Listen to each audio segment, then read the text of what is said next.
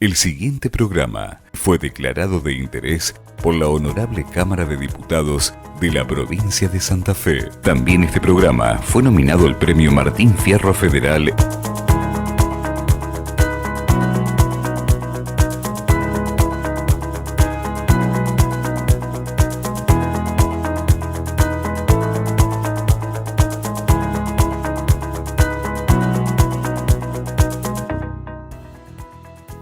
Se llega a la maternidad o a la no maternidad por distintos caminos, pero siempre es una elección. Tener o no tener hijos, entre los sentimientos propios y los mandatos sociales. Mujeres, hombres, parejas que hacen hasta lo imposible para tener un hijo y aquellos que prefieren no tenerlo. Hoy hablaremos de ¿pude ser mamá nuevamente venciendo todos los obstáculos? Bienvenidos a ¿Y ustedes para cuándo?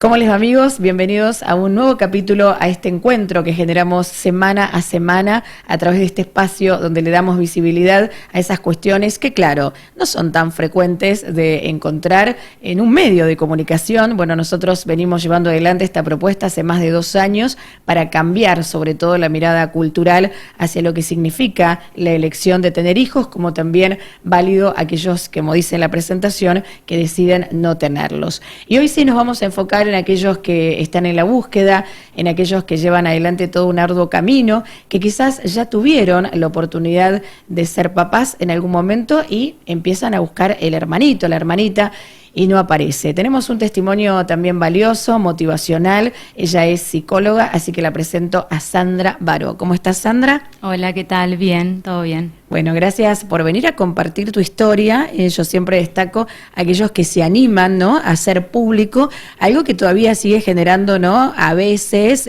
cierta vergüenza hasta de manifestarlo. Y cuando acá, bueno, aparecen personas como vos que tienen ganas de no solo a contar lo que les ha sucedido y abrir, ¿no?, su corazón, que esto pueda ser también útil para aquellos que te puedan escuchar, ¿eh? Así sí, que exactamente, por ahí, o sea, no solamente para que los demás puedan escuchar y entender y animarse a, digamos, a ir más allá de lo que el destino nos marca, que por ahí nos pone trabas y por ahí no conocer las historias que envuelven a las diferentes familias, por ahí hace que uno se encierre en una situación de malestar, de enojo, del que por ahí no puede salir. Eso por un lado, y por otro lado, o sea, yo me siento orgullosa de la historia que me tocó. Ajá. Por ahí, digamos, ¿fue necesario pasar por esto? Sí, realmente fue necesario para mí y fue lindo, a pesar del sufrimiento que hubo en el medio. Es una historia, digamos, que a mí me sirve mucho y me emociona. Bien, bueno, vamos a compartirla entonces. ¿Y cuándo empieza entonces en vos este deseo de ser mamá? Bueno, el deseo de ser mamá mío se remonta a los 3, 4, 5 años en realidad. O sea, de chiquita, si bien es un mandato cultural, o sea, cada persona lo hace suyo. Bueno, en mí estaba muy arraigado de muy chiquitita. Después, cuando realmente me sentí, digamos, más estable con una pareja, cuando conocí a mi marido actual, ahí enseguida sentía ya ganas de tener un bebé. Siempre sentí, en el fondo, como que no iba a ser tan fácil. Nunca me imaginé lo que venía después. Ajá. Pero siempre sentí como que me iba a costar un poquito. Y bueno, cuando empezamos a buscar el bebé, tardé en quedar embarazada. Y ya ahí empecé como con miedo, ya ahí desde el principio, porque como que algo intuía, no lo puedo explicar mucho con palabras. Y bueno, habré estado 8 o 9 meses intentando ser mamá, a pesar de que tenía 30, 31 años, así que tardé bastante. Pero bueno, supuse que podía suceder. Cuando quedo embarazada, me acuerdo que, y de esa experiencia después me marcó mucho, porque me acuerdo que me hago un test, me da positivo, me hago el análisis, da también positivo, que ahí yo no sabía nada lo que significaba beta, subbeta y todo lo que venía después, y me llama mi marido y me dice, felicitaciones, mamá. Y como que, viste, como que yo no lo podía terminar mucho de creer, como que me costó asumirlo, y cuando empecé a asumirlo ese mismo día, bueno, empecé a tener una pérdida. Ajá. Así que bueno, esa pérdida, que fue mi primer pérdida, fue dolorosa, como todas las pérdidas. Y bueno, y cuando fui al médico, él me dijo que solía ser normal. Claro. Una primer pérdida que podía volver a intentarlo. Bueno, cuando lo vuelvo a intentar, también vuelvo a tardar. Esto fue en marzo del 2009. Bueno, en noviembre del 2009, el 16 de noviembre, bueno, ahí me da positivo y ahí ya conozco la subbeta, que era el famoso número que tiene que ir duplicando para decir, bueno, va todo más o menos bien. Así que bueno, ahí ya tenía miedo, pero en cuanto subió la segunda beta, yo ya me relajé y ya me sentí embarazada y ya lo empecé a contar y ya estaba todo bien. Y bueno, y transcurrió un embarazo normal, con los miedos normales. De una mamá primeriza. De una mamá, sí. Y bueno, y nació Sofía el 12 de julio del 2010. Y bueno, bien. Bien. El primer embarazo, digamos, el primer bebé.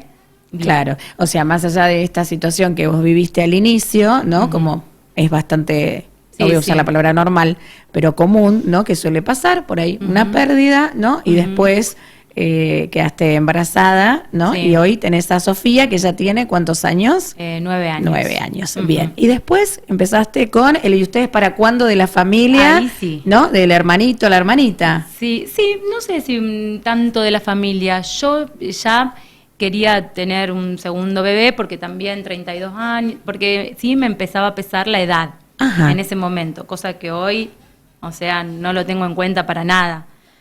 Viste cómo te cambia la mirada pasar por determinadas experiencias. En ese momento mi experiencia era otra y la edad era muy importante. Hoy me doy cuenta que no. Sí. Hoy me doy cuenta que no. O sea, obviamente, 60 años, 70, qué sé yo, para mí sí, eso sí, pero tenía 30 y pico, no era tanto, hoy me doy cuenta. Sí. Y bueno, y empiezo a buscar el segundo bebé en el 2012 más o menos, y bueno, de nuevo ahí ya me hice directamente la beta cuantitativa, y cuando me voy a hacer la segunda, ya tenía pérdidas, me empieza a bajar la beta, así que se estaba produciendo un embarazo bioquímico. Así que otra pérdida que, bueno, como todas las pérdidas, uno pierde, aparte del embarazo, pierde ilusiones, pierde proyectos, pierde todo lo que había puesto en ese Claro, y ya pasabas bebé. Nuevamente por una situación que habías atravesado en el inicio, ¿no? Claro, además, viste que en la cultura está muy, o sea, las mujeres que no tienen ningún tipo de problemas, se hacen un test, ya estás embarazada, ya sos mamá. Entonces, como hasta ese momento no era tanto por lo que yo había pasado, vos tenés que después desarmar todo eso. Y eso es doloroso. Sí. Entonces, bueno, aprendiendo. Y ahí sí, ya empezando a preguntarme. Claro. Pero estábamos en el año, ya te digo, ya me empiezo a perder con las fechas, porque yo decía el otro día como que reprimí una parte, que son las fechas. Pero era 2012 más o menos. Yo estaba sola. O sea, hoy hay un montón de gente que uno sabe que pasa por lo mismo, hay WhatsApp, hay grupos, hay ONGs, hay un montón de gente que se junta a conversar, a descargarse, a celebrar, a llorar. Hoy hay contención. Claro, en ese momento vos dijiste, soy la única en el mundo que le está pasando esto. Yo me sentía sola. Y donde la gente que por ahí te quiere hacer un bien, vos no lo tomás tan bien a lo que te dicen. Bueno, no era un bebé, sí. Bueno, vas a poder volver a probar, ya tenés... Ay, La que me molestaba mucho era No, ya sí, tenés ya a tenés, Sofía. sí, imagino. Bueno, esto lo hemos hablado en muchas oportunidades en este programa, ¿no? Como el contexto ahí, también con estas ganas Sin de... querer, Sin claro, querer, obviamente, sin obvio. ninguna mala intención, sino todo lo contrario, bueno, termina siendo bastante contraproducente, ¿no? Cada uno de los comentarios y demás. Entonces, claro, imagino que ahí vos empezaste también como, más allá de toda esta situación emocional que empezás a atravesar, a preguntarte qué es lo que está pasando, ¿no? Más desde encontrar un diagnóstico médico, esto lo empezaste a conversar con los profesionales, ¿qué te decían? Lo empecé a... No, porque los profesionales no me decían nada. No me decían nada. Puede volver a pasar. Claro. Era la respuesta. Entonces, lo que pasó es que, bueno, ya había internet. Entonces yo empecé a ver chats. Creo que eran chats o foros Sí. de España.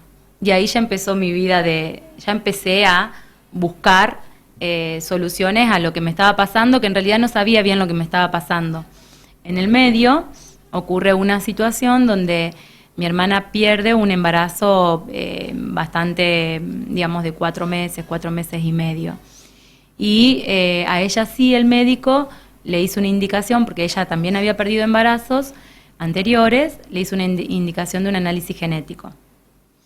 Cuando le hacen el análisis genético, le da que es portadora de una translocación robertsoniana, que es un problema cromosómico que, digamos, está en los genes. Entonces, al estar en los genes, le hace la sugerencia de que si tenía una hermana o un hermano que querían tener un bebé, que ellos, nosotros, yo, me hiciera también el mismo análisis genético. Porque esto derivaba en problemas para la concepción. Digamos, nosotros somos, porque al final me dio que sí, que soy portadora de la translocación robertsoniana, y eso genera, digamos, no genera problemas en mí, sino que yo se lo puedo transmitir a mi bebé en el fenotipo. ¿Esto qué es?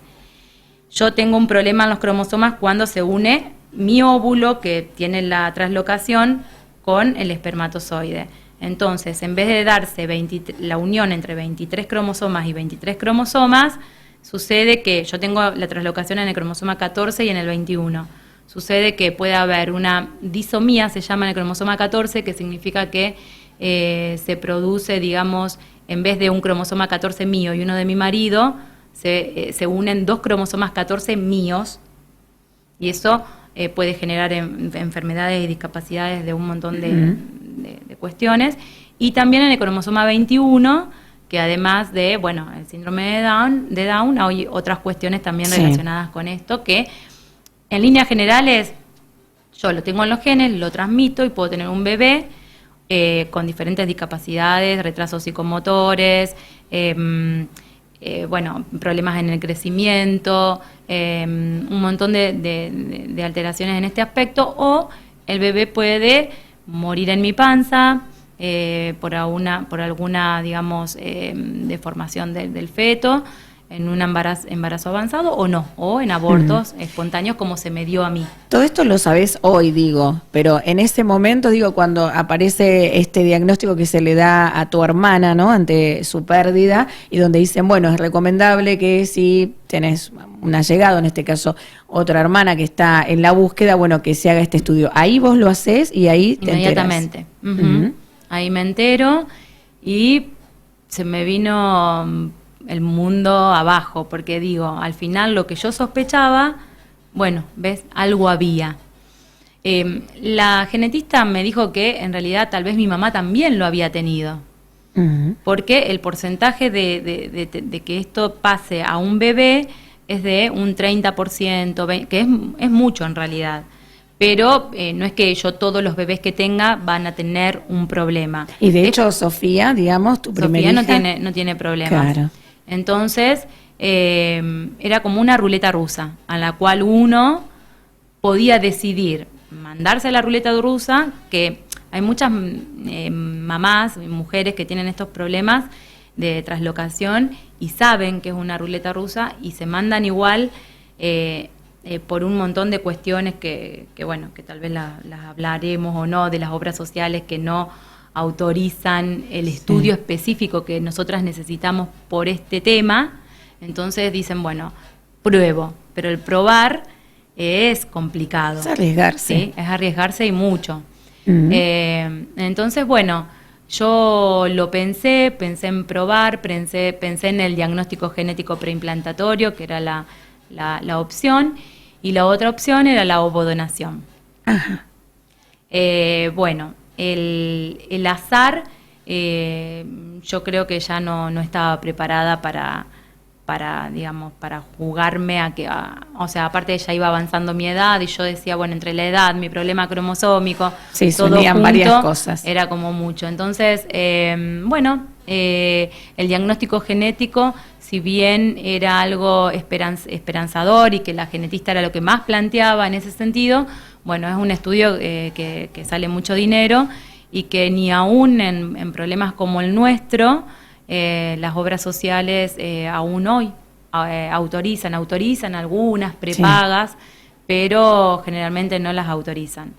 Entonces, bueno, decidimos sin problemas ir a yo me hice un mundo primero, porque viste cómo es el tema. Ahora lo estamos contando así, pero imagino que también fue toda una etapa y un proceso, ¿no? De llegar luego a la aceptación de lo que les estaba pasando. Sí, en realidad cuando apareció la ovodonación yo lo vi como una oportunidad. No pensé en mis genes, que puede deberse a que tenía, por ahí lo pensaba, digo, ya tengo una hija con mis genes, pero en realidad es como que el deseo de la maternidad me atravesaba tanto, uh-huh, que yo, la verdad que si era con mis genes, no con mis genes, o sea, no era un detalle. En realidad te contabas este cuentito, ¿no? Que siempre digo, cada uno se cuenta el cuentito que se quiere contar y que es válido, por supuesto, uh-huh, y que te servía en ese momento, te era útil como uh-huh, para seguir adelante y cumplir este deseo, ¿no? Que era tener tu segundo uh-huh, hijo. Era como que la vida te va planteando, bueno, tenés esta opción, después esta opción, después esta opción y así. Bueno, así que, y me hizo un mundo en el sentido de que yo digo, bueno, no sé, mi marido, no sé si va a querer, si no va a querer, de qué le estoy hablando. Yo ya me había leído todo lo de ovodonación, ya había leído, bueno, porque uno, es tan grande a veces el deseo que uno empieza también a investigar, uh-huh, a leer, y no solamente por el deseo, sino porque hay muchos médicos que no conocen acerca de esta temática. No te la dan como alternativa. Yo si hubiera sido por médicos de mi ciudad, no hubiera llegado hasta acá. Digamos, todo, o sea, no es que me quiero, digamos, decir, vanagloriar de mí misma, pero puse mucho de mí.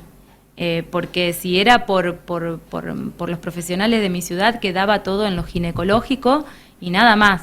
Y el azar, la mala suerte, o como lo tengamos que llamar, lo que le pasó a mi hermana. Claro. Si no, nunca se me hubiera ocurrido hacerme un análisis genético. Nunca. Entonces, bueno, la ovodonación, yo no tuve problemas con eso, ya te digo, porque el deseo de la maternidad, yo si hubiera sido por mí, hubiera tenido, no sé, 5 hijos, 6, no sé. Siempre quise ser mamá y de muchos niños, pero bueno, hay un montón de situaciones que condicionan a que no pase. Uh-huh. Y bueno, por ahí pensaba en que a mi marido, por ahí le podía llegar a costar esto. Pero no, enseguida me dijo que sí, que no había problema, él me acompañó, además su deseo también era grande, el deseo de mi otra nena también era grande, así que yo digo que era un deseo comunitario, un deseo familiar, no era un deseo de mi persona sola. Uh-huh. Éramos todos los que estábamos ahí que deseábamos tener otro integrante en la familia. Así que bueno, fuimos por eso. Sí.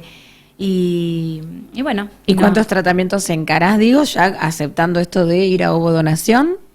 Bueno, voy a la clínica de fertilidad, bueno, nos hacen todos los estudios correspondientes, uh-huh, y demás, y hasta ese momento eran estudios básicos y la clínica de fertilidad se encargaba de la transferencia. Bueno, me dieron un montón de óvulos, se formaron 9 embriones perfectos, blastocitos, geniales, y bueno, cuestión que bueno, no sucedió. Dio negativo y fue otro duelo, claro, otro que solamente las que por ahí atravesamos esa situación lo logramos entender bien, porque por ahí uno hace un montón de esfuerzo y no llega. Entonces es la mezcla de dolor con impotencia y con injusticia. Son muchos Y además dolores. te escucho y digo, ¿no? Que es fuerte, no sé si utilizar esa palabra, pero digo que es valioso también tu testimonio, porque vos también habías atravesado toda una situación de pérdida, habiendo quedado embarazada, ¿no? Desde lo natural. Y ahora recurrías a la ciencia, a la medicina, por ahí hasta incluso imagino, ¿no? Pensando, bueno, voy más tranquila, o sea, esto es más lo seguro. Y también te encontrás, ¿no? Con esta otra consecuencia, ¿no? Que también tu primer intento fue negativo. Antes había tenido una pérdida de casi 3 meses y medio también, de un embarazo detenido, que me lo olvidaba, lo reprimía, no sé por qué, me lo estaba olvidando, que es el que más me marcó. Ajá, mira. El que más me marcó para decir, bueno, directo. Paso a lo que hay hoy claro, como oferta, ¿no? Sí, que es sí. la ovodonación. Sí. Y entonces sí, seguiste adelante. Y entonces dije, bueno, gracias al grupo que me acompaña, que bueno, ya sabemos que es el Abrazo por Dar Vida, que me acompañó siempre, y todos los grupos, porque también estaba en un grupo de translocación robertsoniana, de ovodonación, o sea, sentirme contenida era mi estén necesidad. pasando por lo mismo, entonces un poquito de tomar, ¿no? No está mal esto de ir ahí encontrando gente en la cual uno pueda apoyarse. Sí, está muy bien. O sea, estar atravesando por esto te entiende tu marido que atraviesa diferente, pero el mismo dolor, y después tus compañeras, tus amigas que transitan lo mismo. Las demás personas, por más que pongan toda la buena intención, no terminan de comprender hacia dónde vas, por qué vas a dónde vas y por qué te atravesás por lo que atravesás. No terminan, intentan, pero no llegan a entender. Entonces fue fundamental para mí estar acompañada y aprender y bueno, y seguir aprendiendo hasta tal punto que me encontré, bueno, viendo que podía tener trombofilia. Le planteo esto a mi doctora de fertilidad, me dijo que no era necesario, que ya tenía los blastocitos. Le dije, yo quiero hacerme el análisis de trombofilia. Ella insistía con que la causa de mis pérdidas ya se sabía. Entonces yo ahí es cuando le comento que por qué no podía ser una pluricausalidad, o sea, no necesariamente tenía que haber una sola causa de una pérdida, sino que podía haber más de una, que de hecho había más de una. Entonces me autosolicito. Sí, no, eso te iba a decir, pensaba, te escuchaba y digo, wow, ¿no? Que vos le tengas que plantear o proponer, en este caso al profesional médico, ¿no? Que hay otra posibilidad. Es también, ¿no? Como interesante, pero bueno, es lo que hoy está sucediendo, ¿no? Y como en tu caso, bueno, hoy tenemos el testimonio en primera persona, lo estás expresando y bueno, y transmitiendo. Sí, así que bueno, de hecho tenía trombofilia. Bien. Así que bueno, no me quedé con eso y seguí investigando y bueno, hasta que llegué a otro grupo de personas, de inmunólogos, que también, trataban de ver qué pasaba en el útero, en el endometrio, qué pasaba específicamente ahí. Bueno, cuestión que también tenía mala irrigación uterina. Y tenía algunas cuestiones inmunológicas que hoy ya comprendo por otro tema que también tenía. Así que bueno, iba sumando. Tenía un panorama, por lo que estás contigo, las personas te deben estar ahí escuchando, digo, hasta como asombradas, ¿no? Un panorama bastante desalentador, digo, para poder encarar esta posibilidad de concretar tener un segundo hijo. Sí, es como que todo iba siendo más desolador de lo que era al principio. Claro. O sea, al principio era solamente el miedo, ahora el miedo, que era un fantasma, ahora empezaba a ser algo más, más real, más complicado, que bueno, después insulinoresistencia, bueno, sí, vitamina D baja, bueno, un montón de cosas que yo no había tenido en cuenta por no ser médica y que empezaban a surgir. Y bueno, hasta que lo de las arterias uterinas no se solucionara, yo no podía hacer la otra transferencia. No se solucionó nunca. Entonces, me acuerdo, la última vez que fui a mi médica de fertilidad, me habló de sustitución de vientre. Claro. Ya cuando me lo nombró, yo sé que es una opción más, pero eso me hizo pensar en que yo en mi cuerpo, ya no iba, es otro tipo de duelo que uno tiene que estar dispuesto a atravesar. Bueno, en mi caso, quedaba ahí. Yo ya con mi cuerpo no quería más duelos. Entonces, prefería ir por el lado de la adopción. Ajá. Porque cuando el deseo te atraviesa, vos vas por los lugares buscando. que podés. No, Exacto. no que por ahí pensás mucho o te dicen. Vos vas por donde podés. Ujú. Pero la guía es tu deseo. Así que empezamos a ir a las charlas con mi marido, a las charlas de adopción, de preadopción. Mientras tanto, es como que, contrariamente a lo que podría pasar, el deseo se hacía más fuerte todavía. Entonces, yo creo mucho en Dios, en la Virgen, y pongo mucha fe en el Padre Ignacio, así que justo me llegó también un turno para el 25 de diciembre, justo, significativo para mí, y él me dijo, es una cosa más que se suma, ¿no? Sí, No sí, digo por que supuesto. tenga que ser determinante, porque todo vale en la historia, pero que se suma, vas a quedar embarazada naturalmente. Te digo la verdad, me volví media rara, porque yo le tengo mucha fe a él, pero le digo a mi marido, ¿vos viste lo que dijo naturalmente? No solamente por la traslocación, sino también porque mi útero no irriga, por lo tanto a mí me dijeron que por más que me pongan el mejor blastocito, no va a implantar en este útero. O sea que no sé qué habrá querido decir. Yo creo que quedó igualmente en mi inconsciente, Sí. dando vueltas a eso.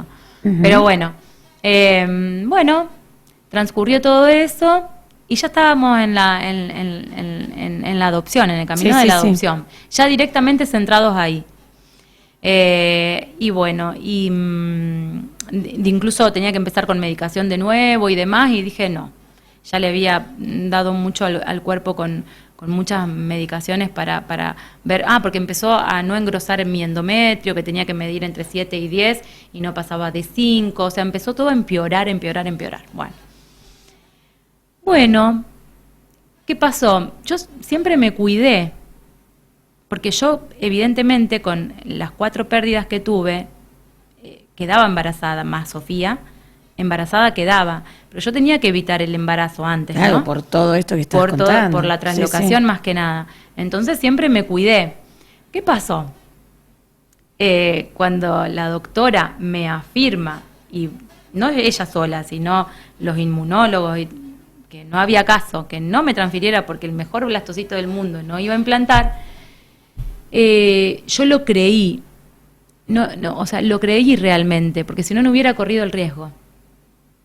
Entonces, cuando surge un percance con mi marido, uno o dos, no muchos, uno o dos, sucede un percance, le digo, no te hagas problema, ningún problema, nada. Le digo, si no puede pasar nada. No tanto por quedar embarazada, sino por tener esta dificultad y tener que volver a pasar todo lo que mismo. ya habías pasado, sí, por supuesto. Bueno, llegada la fecha, ni siquiera estaba pendiente de la fecha, pero me acuerdo que estaba con unas amigas, incluso de que son del grupo, y le digo, debo estar en la menopausia precoz, le digo, porque, no me estaría viniendo. Entonces, y me empezaron a decir que me haga el test. No me lo hice porque, imagínate que si yo teniendo trombofilia, estando embarazada, desde el minuto 0 tengo que tener heparina. Claro. Y yo no soy descuidada, justamente. Entonces, ni por casualidad pensaba en un embarazo. Pero me hice un test cuando ya estaba como de 8 semanas y dio positivo. Qué impresionante.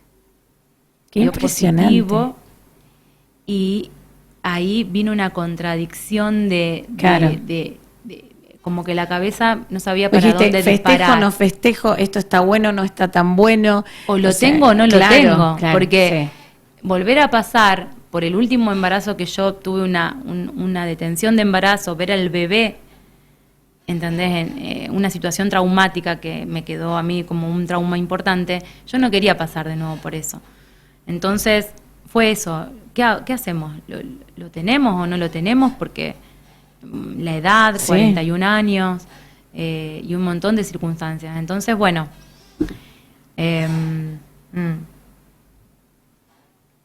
ya estaba. Y ya o sea, fue un imaginario decir lo tengo o no lo tengo, porque no podía no tenerlo o no atravesar de nuevo la situación. Ya estaba ahí, ya estaba. Había que seguir para adelante y que el destino deparara lo que tenía que ser. Y bueno, decidieron correr este riesgo, por así decirlo. Y bueno, ¿y cómo fue tu embarazo? Porque pregúntale a mis amigas cómo fue. Bueno, en principio nunca estuvo la alegría a flor de piel. Nadie se enteró más que 2 o 3 personas que sabían de la situación. Y bueno, y enseguida el grupo me consiguió las heparinas, fueron hasta San Nicolás, me llevaron heparina, y bueno, y creo que eso me sostuvo. La pizca de optimismo que le pusieron a ese bebé que estaba creciendo, que yo yo estaba como desorientada, y es como que alguien te iba diciendo, seguí, que capaz que sí, y yo decía, capaz que no, el otro, capaz que sí, y yo, capaz que no, por todo lo que había pasado, ¿no? Y bueno, sí, no quería tener un embarazo que terminara en 7, 8 meses o con un bebé que naciera y se muriera. No quería atravesar eso más que nada por mí, obviamente, y por mi otra nena también. No quería atravesar eso. Así que bueno, a las 9 semanas me hice el análisis genético, que me acuerdo que estaba en inglés. Y me hice la canchera y dije, yo total sé inglés. Y me lo mandé a leer y leo trisonomía tanto, 99%. Trisonomía tanto, digo, ¡ay, pobre criatura! No sé cómo vive porque tiene toda... Y resulta que era al revés. Yo pensé que... Y bueno... ¿Y cómo se llama? Porque bueno, lo lograron finalmente.